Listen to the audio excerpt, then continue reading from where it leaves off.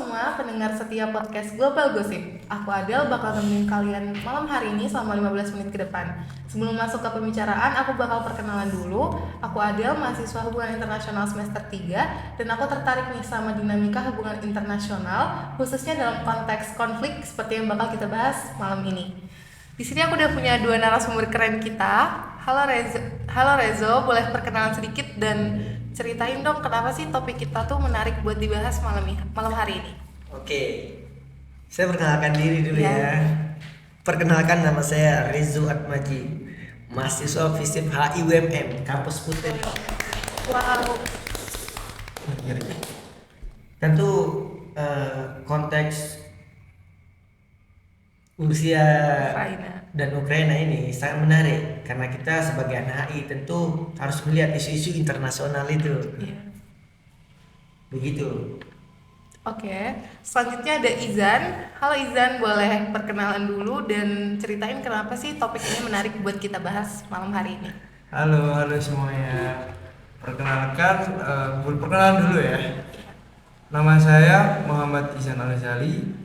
Saya sama seperti Mas Rezo, dari FISIP Hubungan Internasional, dari kampus Jas Merah, kampus Putih UMM. Kampus Kelas bro. Terus tadi apa alasannya? Jadi sekarang ini kan yang lagi hot news konflik antara Ukraina dan Rusia. Jadi HI sendiri ini mempelajari tentang dampaknya itu. Bukan hanya dampak, itu yang menarik di HI. bukan hanya politik dan perekonomian, Jok. Iya. Iya. Wah, gimana? Udah mulai tertarik belum sama topik kita? Oke, jadi tanpa lama-lama lagi kita bakal langsung masuk ke pembahasan pertama, yaitu sejarah. Rezo, boleh diceritain dong sejarah konflik ini tuh gimana sih sampai akhirnya bisa terjadi konflik antara Rusia dan Ukraina? Ya, kita akan dibalik sejarahnya ini ya. Jadi pada tahun 1990 orang-orang Rusia dan Ukraina ini di naungan Diminum ya teh Oh botolnya. iya. Jadi pada tahun 1990 orang-orang Ukraina dan Rusia ini mereka menjadi satu bagian dalam naungan negara federasi yang itu disebut negara dulu Uni Soviet. Kemudian pada tahun 1991 negara Rusia dan Ukraina, tentunya Ukraina, membuat referendum dari Uni Soviet untuk membuat negara sendiri. Hal itu tentu disetujui oleh negara Uni Soviet. Namun di situnya itu ada perjanjian kesepakatan yang disebut CIS, Commonwealth of Independent States. Ukraina menganggap Commonwealth of States ini memberikan naungan tahun 1997. Sebelum itu Ukraina menganggap Commonwealth of Independent States ini yang dipegang oleh Rusia menganggap bahwa Rusia ini adalah upaya untuk melakukan naungan kekaisaran di negara di bawahnya, sehingga pada tahun 1997 Rusia melakukan perjanjian dengan Ukraina yang itu atas dasar ketidaksepakatan, perjanjian persahabatan waktu itu. Pada tahun 2015 ini pun terjadi konflik di Crimea, sehingga itu memicu konflik besarnya dulu. Ya, namun hal itu juga teratasi. Pecahlah konflik ini pada tahun 2021. Berarti udah lama ya. Ya, udah lama ini. Tahun 2021 hingga tahun 2022 itu terjadi invasi. Iya. Saya sebut nggak apa-apa ya. Gitu. Oke, sekarang kita beralih ke sikap Indonesia terhadap konflik ini. Gimana sih Indonesia itu menyikapi konflik antara Rusia dan Ukraina ini? Jadi mungkin sikap Indonesia terhadap konflik yang terjadi saat ini, itu konflik Ukraina dan Rusia, mungkin sikap Indonesia adalah netral. Kan politik luar negeri Indonesia kan bebas aktif kan dari dulu kan. Jadi mungkin netral. Jadi tidak memihak siapapun, tidak memihak pihak Ukraina ataupun pihak Rusia. Jadi posisi Indonesia saat ini adalah sebagai penengah, sebagai mediasi, tempat berdialog. Nah, mungkin dari berbagai negara mungkin berbeda-beda caranya. Mungkin ada yang Ukraina ini yang mengawali, ini Rusia, gitu. Oke, sangat menarik ya. Mana Bu? Boleh nih. Oke, Rezo, gimana sih dampak konflik ini terhadap politik global, terutama dalam bidang ekonomi? Apakah ada kenaikan harga pangan atau gimana? Tentu dampaknya itu secara global. Cuman kita akan membahas yang cukup signifikan, yaitu di Indonesia dampaknya. Jadi dampak yang dirasakan oleh masyarakat Indonesia terutama itu di bagian pangan dan minyak.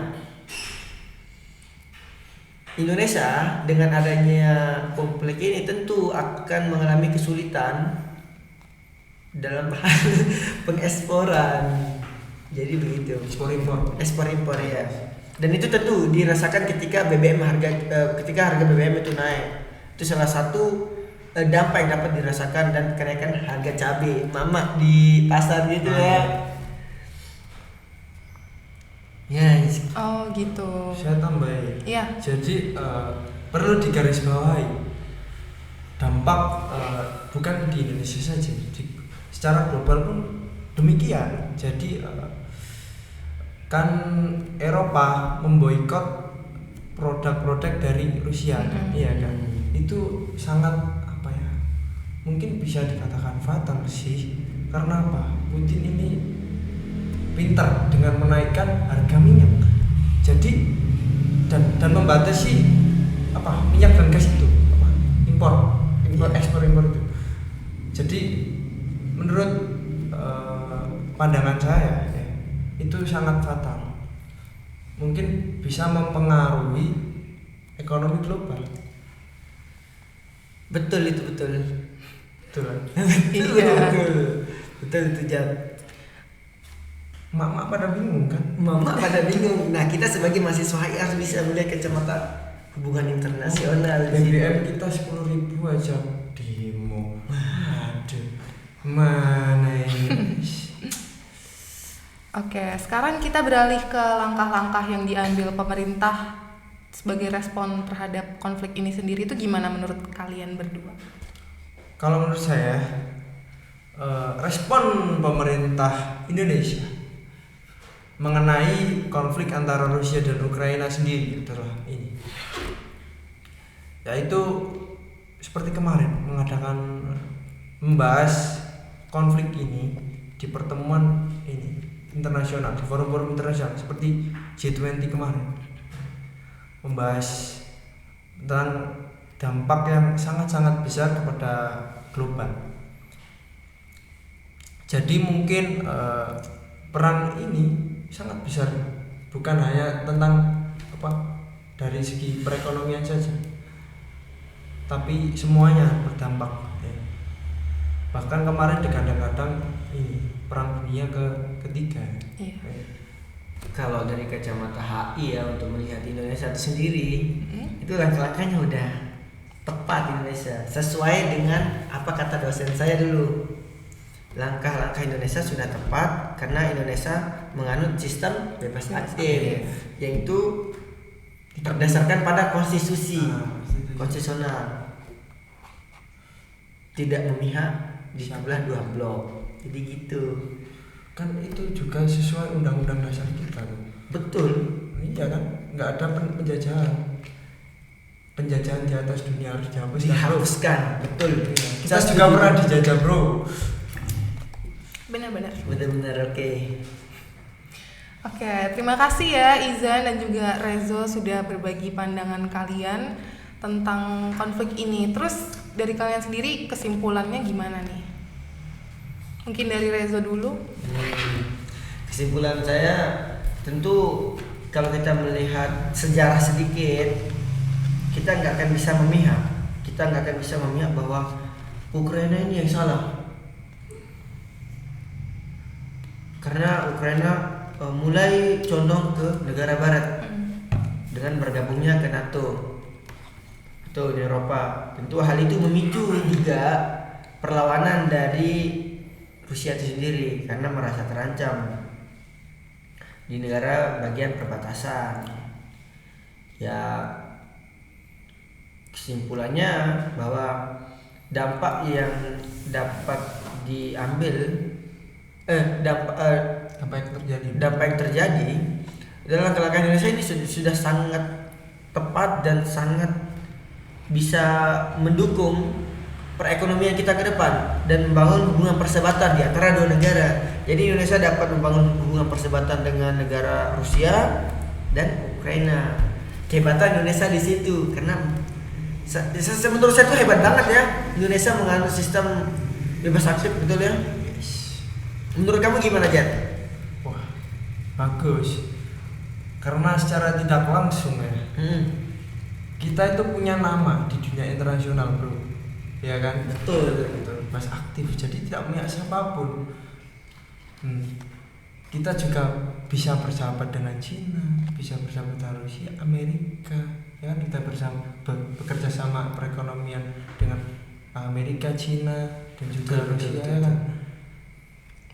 Kemudian yang bisa disimpulkan ya, jadi dalam kacamata HI ya, semua negara itu boleh loh berkonflik.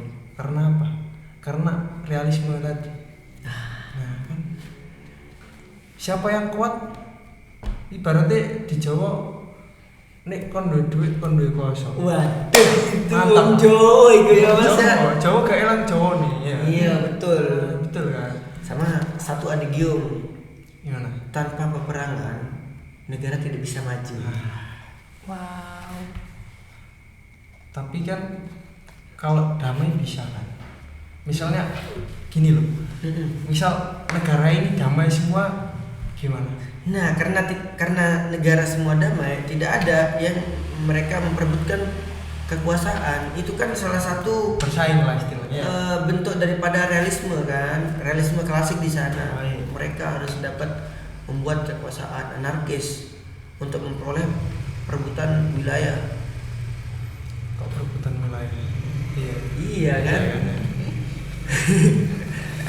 Oke, masuk. Ada lagi nggak kesimpulan yang kita bisa ambil dari konflik dan dampak terhadap perekonomian ini? Ini aja. Semoga kedepannya konflik ini segera bisa ada jalan tengahnya. Amin. Dan juga nggak berdampak lama-lama terhadap dunia global kan. Sekarang dampaknya kerasa banget kan. Pertalite aja 10.000, dulu berapa? 7.000. Dulu ngisi 10.000 dapat banyak. Sini Surabaya. Sekarang 10.000 sini Lawang. Oh banyak berarti ya? Iya. Kan. Gitu bos. Pertama berapa pertama? Pertama 7.000 kan? Iya kan? Berarti pernyataan Jokowi itu sangat setuju ya dengan adanya sekarang ekspor nikel itu ya? Betul nggak? Betul. Betul. Betul. Betul. Kan apa itu? Kemarin pas BBM naik itu pada demo itu. Ya. Kemarin tuh berapa barel gitu pasokan ke situ minyak tuh ke Indonesia itu dibatasi sama Rusia. Susah kita cari murah. Kita kan cuma apa sih? Murah dan murah. Ya. Coba mahal dikit geser gitu ya. Oke, begitu banyak ya yang kita bahas hari ini. Terima kasih pendengar setia podcast Global Gossip sudah mau mengikuti kita atau mendengarkan kita dalam pembahasan hari ini, dan Semoga pembahasan hari ini dapat memberikan informasi dan juga pengetahuan bagi pendengar setia podcast Global Gossip.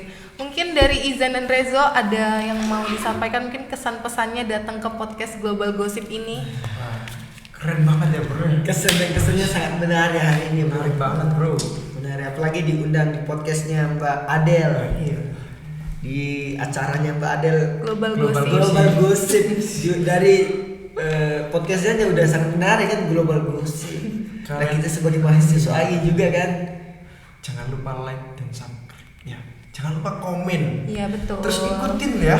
Ikutin setiap episode kita. Setiap episode.